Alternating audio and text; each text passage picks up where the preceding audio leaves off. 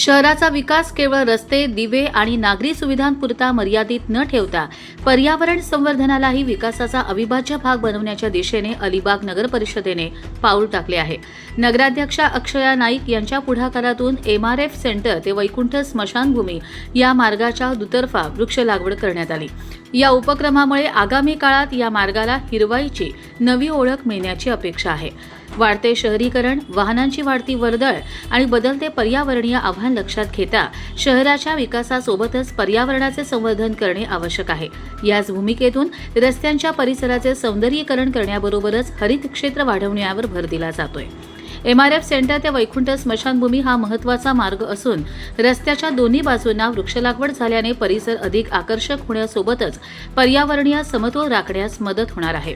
अलिबागचा विकास करताना केवळ भौतिक सुविधा निर्माण करणे हा आमचा उद्देश नाही, तर शहर अधिक स्वच्छ, सुंदर आणि हिरवेगार करण्यावरही आमचा भर आहे. आज लावलेले प्रत्येक रोप हे उद्याच्या अलिबागच्या पर्यावरणाची गुंतवणूक आहे. त्यामुळे वृक्ष लागवडीसोबतच या झाडांचे संगोपन आणि संवर्धन करण्यालाही आम्ही प्राधान्य देणार आहोत, असे नगराध्यक्षा अक्षया नाईक यांनी सांगितले. वृक्ष लागवडीनंतर लावलेल्या रोपांचे संगोपन आणि संवर्धन ही जबाबदारी तितकीच महत्त्वाची ठरणार आहे.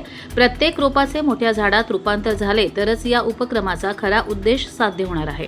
त्यामुळे वृक्ष लागवडीसोबतच त्यांच्या नियमित देखभालीवरही भर देण्याची अपेक्षा व्यक्त होतीये. यावेळी उपनगराध्यक्ष ॲडव्होकेट मानसी म्हात्रे, सभापती प्रशांत नाईक, सभापती अनिल चोपडा, मुख्याधिकारी सागर साळुंखे, नगरसेविका अश्विनी ठोसर, ॲडव्होकेट ऋषिकेश माळी, निवेदिता वाघमारे, आनंद पाटील, जमाल सय्यद, समीर ठाकूर यांच्यासह नगरसेवक, नगरपरिषद कर्मचारी आणि नागरिक मोठ्या संख्येने उपस्थित होते. कर्जत लाईव्हसाठी अमोल कुमार जैन, रायगड.